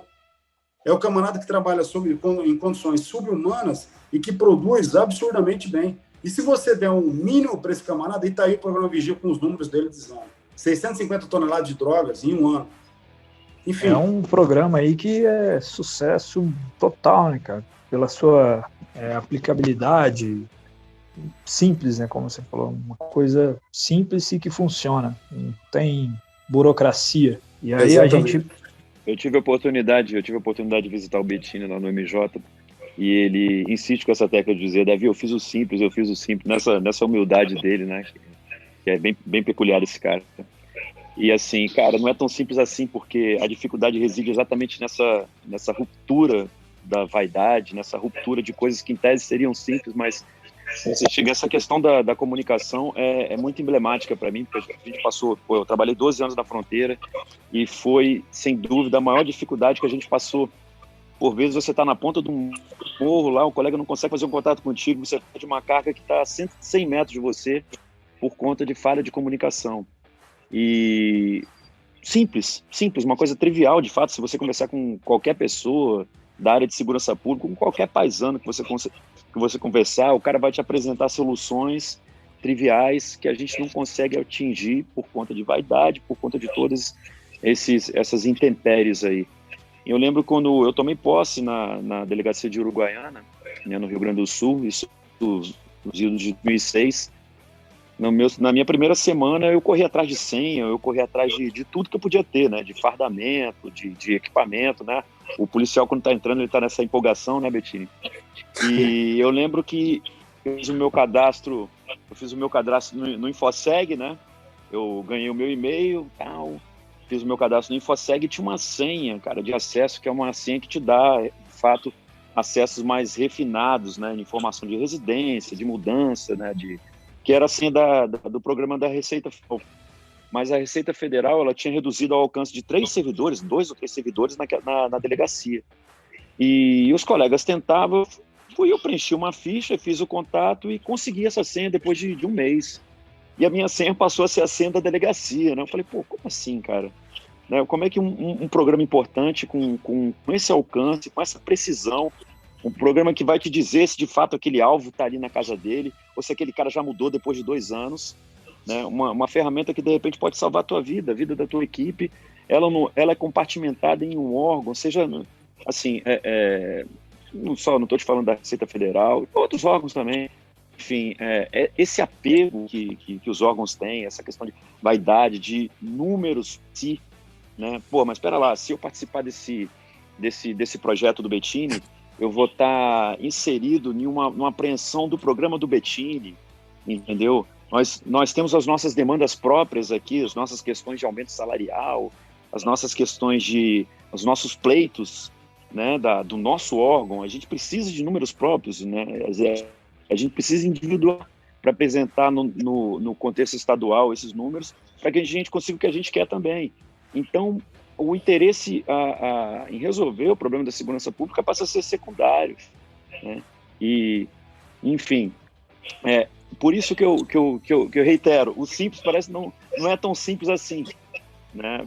De fato, se a gente sentar ali na cadeira e parar para pensar 1 hora ou 2, de repente você conseguiria. Se o mundo fosse ideal, né, dentro das condições normais de temperatura e pressão, a gente resolveria o problema da segurança pública no ano de 2020. Mas tem muita coisa, né, Bettini? Tem muita coisa para ser corrigida. Espero que 2021 traga situações melhores, né, surpresas melhores do que Covid, a tua saída, que eu confesso que foi uma coisa que impactou. Cheguei em casa que minha mulher teve que aguentar o meu mau humor durante um tempo aqui, que ela sabe o tanto que eu gosto de você como pessoa e como profissional. Mas vamos torcer por dias melhores, né, meu irmão? Muitas vezes o fácil é o contrário do simples, né? Então você tem o simples ali, cara, mas não é tão fácil fazer, não. Aquele negócio, né? É simples, mas as pessoas complicam, né? O simples, né? O simples e um sistema totalmente burocrático é uma luta incansável. E um sistema feito, o sistema se retroalimenta, cara. Quando você tem ali o sistema, quem está no topo do sistema está no sistema para usar o sistema para ir mais para o topo ainda, né? Então o camarada ele quer um cargo, ele quer isso, ele quer aquilo. Então rapidamente ali, uma das coisas que eu percebi é que você tem que falar a linguagem, cara. Tem que falar a linguagem dos caras ali, que é se submeter a se enquadrar, né? Se você traz um negócio realmente desenquadrado, como é o Vigia, né? A ideia do Vigia é uma ideia de subverter esse sistema que faz isso que a gente falou, que prioriza as unidades centrais, que prioriza, que elitiza ali a segurança pública, que cria, né, esses grupos, o Vigia não, o Vigia ele pega lá e coloca um soldado lá da Polícia Militar Rodoviária, do interior lá como é que é o nome dessa? De Mundo Novo, fazendo um curso com unidade de Forças Especiais do Exército Norte-Americano em Brasília. E aí, isso subverte o sistema, meus amigos. Isso aí, o sistema, ele chega a arrepia com isso aí, né? Quando eu digo sistema, eu digo esses lobos velhos, né, que ainda se mantêm e vão criando outros, né, lobos novinhos, né? São essas figuras que eu falei aí, que muitas vezes são as virgens, né, que falam sobre sexo, mas falam de maneira desinibida, e parece até que eles são desenrolados no assunto, mas não são. E acaba que esse sistema ele vai se retroalimentando, né? Tá ouvindo aí? Faz lembrar aquela cena. Tô ouvindo os pequenininhos. O alemãozinho, cadê o alemãozinho? Pega ele depois. O alemãozinho tá aqui, cara. Ele ficou bravo agora. Acelera. Eu tô ouvindo. Já, daqui a pouco tu vai ter que dar baixa aí, né? Ô, Bettini, tu sabe o que eu lembro, cara? Eu lembro daquela cena do filme do Tropa de Elite, que tá os dois lá, os dois maluquinhos que fizeram o Matias, né? E o Neto, né? Que fizeram o curso do BOP. Aquela cena que eles levam na boate o Fábio, né? E conversam com ele. Cara, a gente vai resolver o problema da unidade. A gente vai comprar essas peças todas para viatura. A gente vai pegar o dinheiro lá, aquele dinheiro que o comando recebia, né? no filme, aquele que o cara ia recolher junto às lojas, o arrego do bicho, aquela coisa toda. Arrego do bicho. A gente vai pegar a gente vai pegar o dinheiro do arrego e a gente vai comprar as peças todas, a gente vai comprar um motor para as viaturas, tal, a gente vai resolver o problema. Aí o Fábio fala assim, tá, mas quanto é que eu vou receber disso aí? O cara fala, porra, tu não vai receber, quer receber o quê, cara? A gente vai arrumar as viaturas, tu tá maluco? Porra, tu quer me fuder, cara? Como assim? Eu não vou receber nada, vocês estão querendo me dar o golpe, vocês vão pegar a porra dessa grana sozinho, né? Em suma, você é o Matias, meu velho. Você chegou com a solução, né, velho, em tese, pra coisa, chegou com o simples, mas a gente tem que superar ainda essa barreira, né, meu velho? Sim. Vamos, a gente não pode perder a esperança, né, Davi? Ô, Bettini, aproveitando o gancho aí, falando sobre comunicações, coisas que você e o Ninja falaram, a metodologia do F3EAD, ela foi muito bem aplicada no programa Vigia? Foi. Na realidade, assim, o F3EAD, né, o Find, Fix, Finish, Exploit, Analyze, Diffuse, né? Find, Fix, Finish, encontrar, fixar seu alvo, finalizar sua missão, explorar e analisar. Até 2001, os americanos, eles faziam, o ciclo era F3EA, parava no A, ia analisar. É o que nós fazemos hoje em dia, via de regra. Então, nós temos uma unidade de inteligência, ela analisa aquilo ali. Para difundir, meu amigo, para difundir é um parto, cara. Existem aqueles canais de inteligência que a informação entra e ela só transita no canal técnico e tal. Então, existe toda essa burocracia para se fazer inteligência, para ela circular. E a ideia do F3EAD é trazer o difundir. O D ele fica mais importante do que o restante do ciclo todo. Porque se você chegar no A, que é o analisar, e não difundir, você perde informação. E um mundo conectado como o nosso, na era da informação, onde as coisas acontecem na velocidade de um clique, você perder um dia, você perdeu o valor da informação. Então, aquela máxima, né, do Francis Bacon, né, de conhecimento é poder, ela se torna sem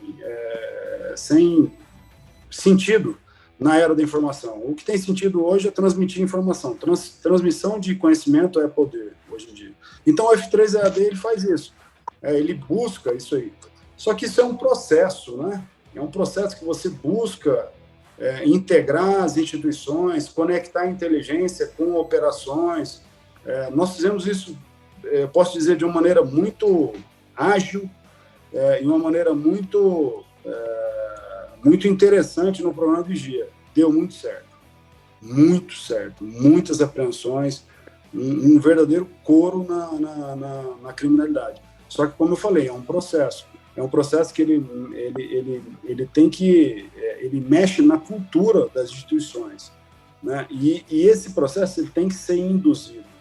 Você tem que induzir essa troca de informações. Porque se você não induzir a instituição por ela não quer. Ela quer para ela, entendeu? Então, isso aí tem que ter maneiras de se induzir, de se estimular essa troca de informações. E, a partir do momento que se instala o F3EAD, quer dizer que as instituições elas analisam as informações e fazem todo o ciclo e difundem as informações, os resultados eles começam a crescer de maneira exponencial e nós podemos constatar isso ao longo do programa Vigia.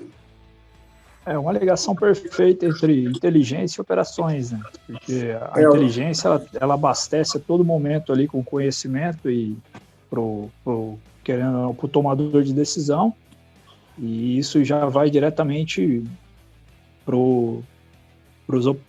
a operação, né? Para o operador, né? Então é bastante importante isso. E o contrário também, na realidade, eu estava até conversando com um analista, ele está até no livro do Lomba Negro César, a importância das operações alimentarem a inteligência. É um ciclo realmente ali que acontece. As operações elas são os olhos da inteligência. Ela que está na rua, ela que está fazendo contato. As operações que tem aquele feeling, que tem aquele sentimento, que olha no olho do criminoso ou que olha no olho daquela pessoa que está dando informação. Então, realmente um ciclo. É muito importante essa retroalimentação. A inteligência está passando informações para a operação Por isso que nós falamos da capacidade disruptiva, né? A fusão entre inteligência e operações. Essa questão aí de uma operação alimenta inteligência, inteligência alimenta operação. A gente vê hoje, eu não sei se é a sua opinião, mas eu gostaria de saber a sua, do Ninja também, que a gente vê que hoje em dia, vamos colocar aí as unidades de operações especiais, muitos operadores não sabem o básico de inteligência. Eu vejo que tem uma certa limitação, porque o Estado não dá o devido treinamento, devido preparo para o operador. E isso deveria ser um cenário que tem que mudar urgentemente, principalmente nos cenários atuais, né? O que você acha sobre isso, mais ou menos? Eu costumo dizer, né, que o trabalho operacional, muitas vezes quando a gente é taxado ou estereotipado por ser operacional, né? O Davi sabe disso aí. Muita gente acha que você é operacional, puta, aquele cara burrão que não serviu para outra coisa que ele foi ser operacional, né?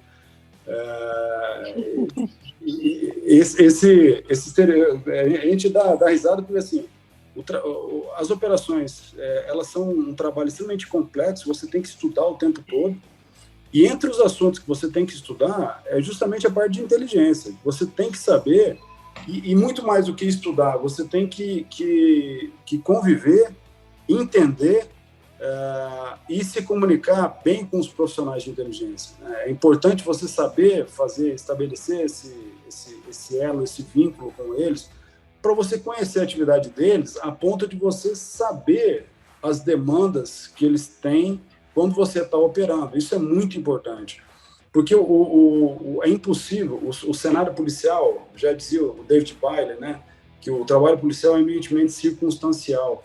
Então, as circunstâncias, elas são infinitas, elas modificam muito rápido. Então, é impossível eu estar me comunicando o tempo todo com inteligência. Então, eu tenho que saber aquela ideia dentro do conceito militar de guerra, chama-se intenção do comandante, né? Não que seja um comandante, mas alguém que eu vou ter que alimentar ali com informações. Então, tem que saber a intenção dele, eu tenho que pensar como ele, ou pelo menos entender como ele pensa. É fundamental. Nós não podemos pensar mais naquele operador, né, que fala, não, eu só faço pé na porta e barata voa. Não, realmente o operador tem que ser um operador completo, né? Que é aquele ditado antigo, né, que se fala bem grande, bem burro, forte, burro, essas coisas assim, né? Isso hoje em dia, já há muito tempo, já não existe mais isso, né? Mas esse tipo hoje, principalmente, já não tem que existir, né? Não existe espaço mais, né, na realidade. Paulo, eu faço meia culpa aqui, cara. De fato, eu passei 15 anos na Polícia Federal, vou completar 15 anos agora, e eu sempre tive meio que distanciado da ferramenta da inteligência, né? E quando eu tive a oportunidade de trabalhar com o Bettini lá em Maringá, eu vi que lá era um contexto absolutamente diferente do que eu atravessei em Foz do Iguaçu, né? Existia esse link, essa aproximação total, a todo instante. Ou seja, o operador, o cara que está na rua, ele sabe que tipo de ferramenta de inteligência ele pode empregar para aquele caso concreto, para aquela situação, né? Eu desconheço a ferramenta do que pode ser empregado, que tipo de recurso que a gente pode utilizar, né? Ou seja, o americano ele tem uma filosofia muito interessante, né? O Bettini sabe disso, do processo didático deles, né? Eles não querem necessariamente mudar o que você faz, né? A forma de trabalhar. Eles querem trazer uma ferramenta nova. It's a tool for your toolkit, né? Então, eu nunca trabalhei com essa ferramenta, eu não sei o que é a ferramenta de inteligência, né? E aí eu faço meia-culpa porque eu acabei me distanciando, né? Foz do Iguaçu tinha um núcleo de operações que empregava áudio, empregava todos esses recursos, e por vezes não estava em sintonia com a nossa atividade, né? Porque o NEPOM, em princípio, a atividade típica do NEPOM era uma atividade de patrulhamento que acabou migrando para abordagens específicas, né? A gente esconder a embarcação, da gente tentar estudar o modus operandi naquela região, e a partir daí a gente começou a executar apreensões. ocorre que, por muitas vezes, você acaba abordando um cidadão que já tá sendo investigado ali, como aconteceu, Betinho, no caso da Prosegur. Um dos elementos que estava envolvido, um dos elementos que foi preso, né, um vagabundo conhecido aí do PCC, o cara teve no episódio do assalto lá de Campinas também. Esse cara já tinha sido abordado pela nossa equipe numa situação de contrabando. Cara, veja você, o cara ele estava de batedor dentro do carro dele, a nossa equipe abordou o cara, né, viu o documento, assim, notou que a situação de fato era estranha, o cara acabou sendo liberado. E esse cara acabou depois participando de um assalto da dimensão que foi, né, o assalto da agência da Prosegur. Isso eu fiquei sabendo pelo Matias, cara, que o cara é um expoente que a gente tem de crimes aqui contra o patrimônio em Brasília. Eu tenho o livro dele aqui, até o livro do Matias, do colega. Então, justamente porque a gente não tinha essa ferramenta, a gente não estava robustecido ali com informações de inteligência, e a gente corria um risco muito grande, que por vezes você está abordando uma pessoa que em tese você está considerando como pescador, o cara está ali no lago de Itaipu, e o cara, bicho, é um assaltante pesado, porque hoje você não tem como dissociar a figura do criminoso. O cara trabalha só com brinquedo, o cara trabalha só com droga, esse cara não, esse cara já... Você sabe, aquela operação, salvo engano, foi a Miguelito, né, que você falou, pô, Davi, os caras são lixo humano. Os caras, eles trabalham com sequestro, eles trabalham com tráfico, eles entram na casa, eles agridem os familiares, eles matam gado, eles roubam bicicleta. Em suma, o criminoso ele não vai largar o crime para estudar para concurso público, né? Se ele sai, ele está trabalhando com contrabando, não é verdade? Ele está trabalhando com contrabando de eletrônico, o dólar está alto, esse cara vai para maconha. Aí a maconha, de repente, não está na época da safra, esse cara vai para o cigarro. Né? Então, eles migram de um crime para o outro. Ou seja, a criminalidade está evoluindo, a gente não pode ficar distanciado desse tipo de ferramenta de inteligência, sem saber com o que o nosso criminoso está trabalhando, né? Sem saber com que tipo de criminoso que a gente está lidando. Então, mais uma vez, de fato, eu acabei distanciado da operação de inteligência e vi o quanto isso foi importante, cara, para o desenvolvimento da delegacia de Maringá, né? Também mérito seu, também vocês se uniram num núcleo que envolvia, poxa, Dias, pessoas do Quilar dele, do Carré, você, colegas de ponta muito bons, e mais uma vez o simples que deu certo, né? É o simples que deu certo. Uma equipe muito boa, né? Você falou ali, o Dias, Carré, Fabiano, Calixto, Fábio, Ângela, César. Já juntou uma equipe ali que... E é interessante dessa equipe, cara, a característica mais interessante desse pessoal aí é a ausência de protagonismo, né, cara? São pessoas extremamente simples aqui que isso aí ajuda muito. Talvez essa questão do protagonismo seja um problema grave que a gente tem, né, nas instituições, né, Davi? Eu acho que, corroborando aí com vocês, dúvida, né, cara? Essa questão da inteligência é um problema, assim, é o secretismo, né? Todo mundo acha que o pessoal da inteligência é o secreto, é o cara que quer descobrir dentro da própria instituição alguma coisa, né? A gente tem um ranço muito grande com essa situação. Enquanto que a gente deveria ensinar pelo menos o básico de inteligência desde a nossa base, desde o mais moderno ali, do agente recém-ingresso ao soldado mais moderno, todo mundo tem que ter essa passagem de esse conhecimento, porque é uma ferramenta importante e agrega muito valor no trabalho. Um simples conhecimento sobre o que é a importância da inteligência muda a visão do soldado que está na linha de frente, do agente, completamente. Corroborando com o caso aí do Níger, teve um caso uma vez aqui no Rio de Janeiro, na Baía de Guanabara, que a gente, fazendo uma missão, né, escoltando ali a procissão marítima, o nosso militar foi abordado por 2 pescadores, eles estavam dentro da área militar, né, nós abordamos eles, pedimos educadamente para o pessoal sair, né, e ele saiu no primeiro momento, depois ele reingressou para a área militar, né, e aí, não, vamos prender, vamos levar para a capitania, né? Aí foi levar para a capitania, o cara pegou a faquinha dele lá e foi furar o bote. E aí conseguiu se safar, o cara saiu, caiu no mar, pegaram eles e prenderam eles, né?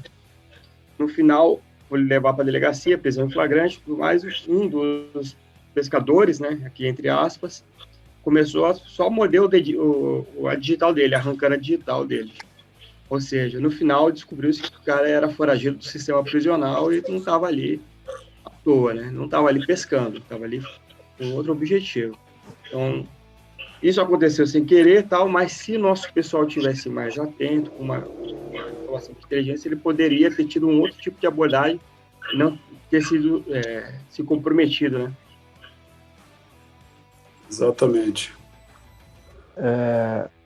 Colaborando um pouco aí também com o tema, a questão de inteligência para o pessoal de ponta, ela vai além da abordagem ali de você saber fazer a ciência, ler o comportamento do cidadão, como ele está falando, por que está nervoso, vai também de uma análise no terreno em si, né?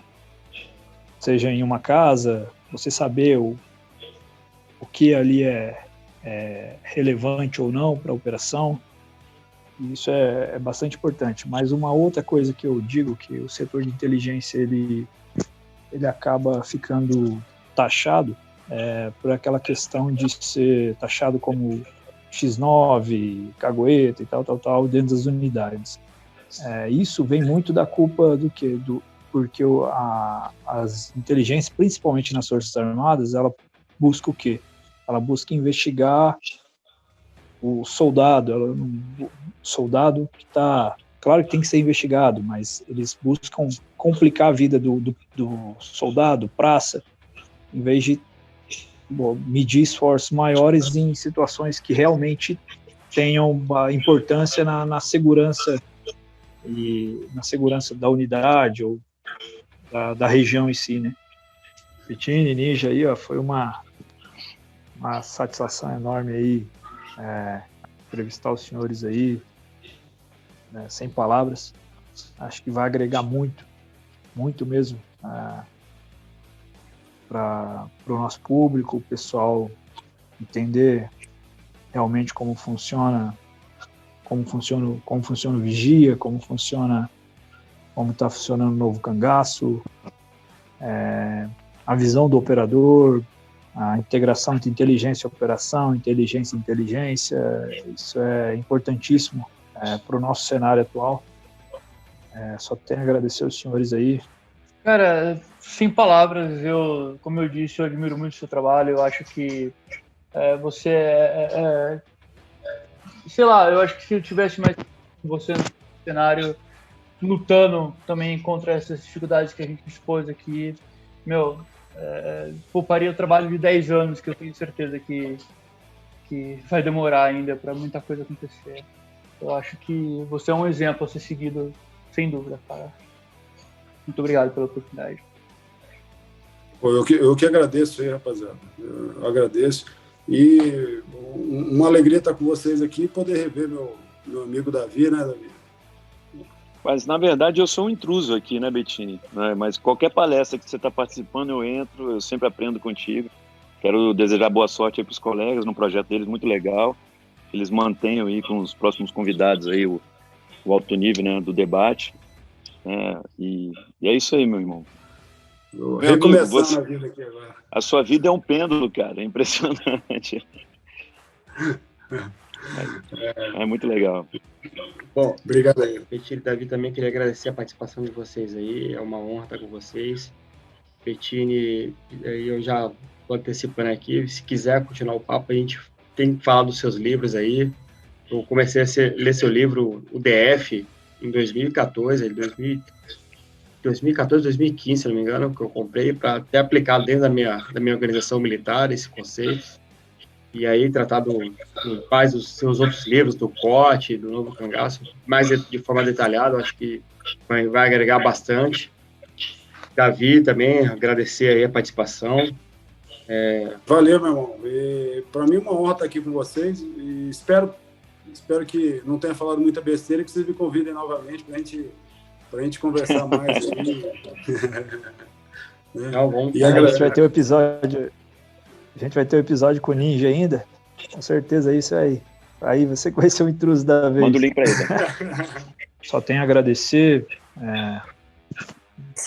Sem palavras aí por esse papo aí, pela essa conversa. Isso é muito gratificante e muito importante pra gente. Agradeço aí e tamo junto. Valeu, rapaziada. Um abraço. Valeu, galera. Valeu, abraço. Valeu, meus amigos. Lealdade e destemor.